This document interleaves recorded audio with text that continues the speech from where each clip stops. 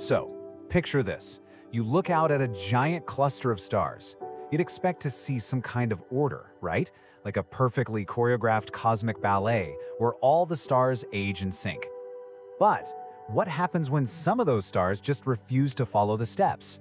Today, we're jumping into the strange case of these stellar rule breakers.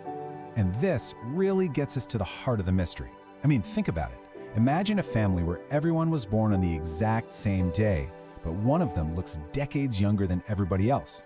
Well, out in the cosmos, that's a real puzzle, and it leads us to this question. How can a star actually be younger than its siblings? All right, so to crack this case, we first need to investigate the scene of the crime. And that scene is the seemingly perfect, orderly star cluster. This is where our whole story really begins. Okay, so on the one hand, you have the ideal cluster. All the stars are born together, they age together, they follow a nice, predictable path. But reality is a lot messier, because scattered among all the old, reddish stars, you find these bright, blue upstarts that just don't belong. And these are our blue stragglers. Now, the rule they're breaking is a really fundamental idea called the main sequence turnoff. The easiest way to think about it is like a cosmic clock. In any cluster, all the stars start on this curve called the main sequence. As they get older, the heaviest ones peel off first.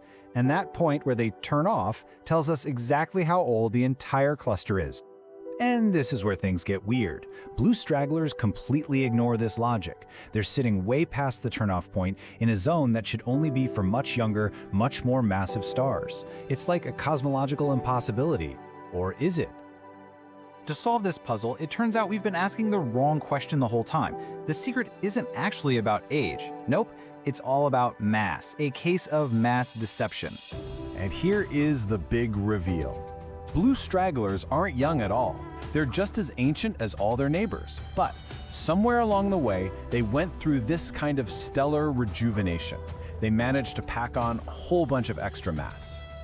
You see, the physics behind this is pretty straightforward, but it's so important. A star's mass is basically its destiny.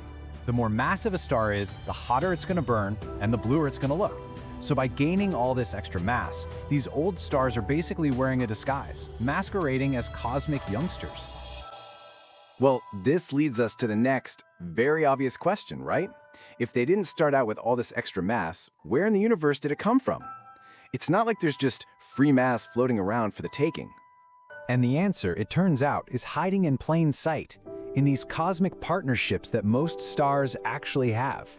It really is a tale of two stars, and it reveals the hidden and often super dramatic influence of binary systems.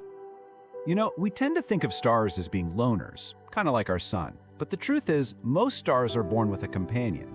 And when you get two stars locked in a really close orbit, their evolution stops being a solo act and it becomes this dynamic, really interactive duet. And this duet can play out in two main ways. First up, you've got mass transfer. This is basically stellar vampirism. As one star gets old and expands, its partner can literally start siphoning material right off its surface. The second way is even crazier, a full-on stellar merger, where the two stars just spiral into each other and become one massive star. Now, the secret to that mass transfer thing is a concept called the Roche lobe. Just think of it like a personal bubble of gravity around each star. If an old, aging star starts to puff up and expands outside of its own bubble, well, that material isn't really its anymore. It can get pulled away by its companion. And that's exactly how the siphoning begins. But wait, blue stragglers are just the start of the story. These crazy binary interactions, they create an entire family of stellar weirdos. So let's flip open the Straggler family album. Okay, check out some of the relatives. So you have the blue straggler, right? Well, eventually it ages and evolves into a yellow straggler, which is the super bright giant star. And what about the star that donated all that mass? It can end up as a subdwarf B star, basically just a hot, tiny core that's been stripped of all its outer layers. You see the common theme here? They all have the same origin story, a dramatic past with a close partner. So the real takeaway here is that these aren't just a bunch of random curiosities. Each one, the blue, the yellow, the subdwarf, is a piece of evidence.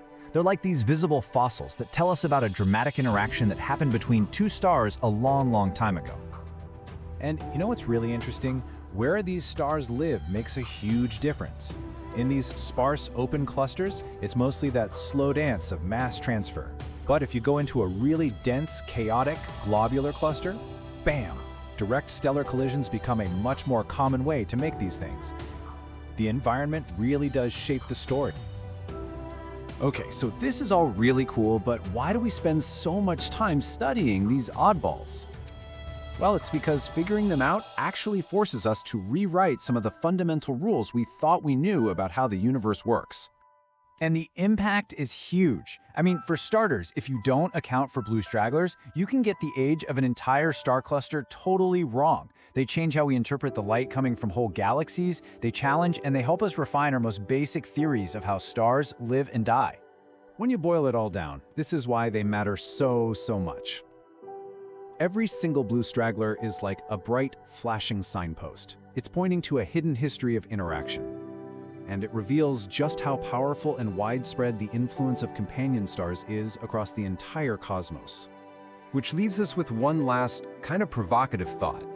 We started out by calling these stars rule breakers.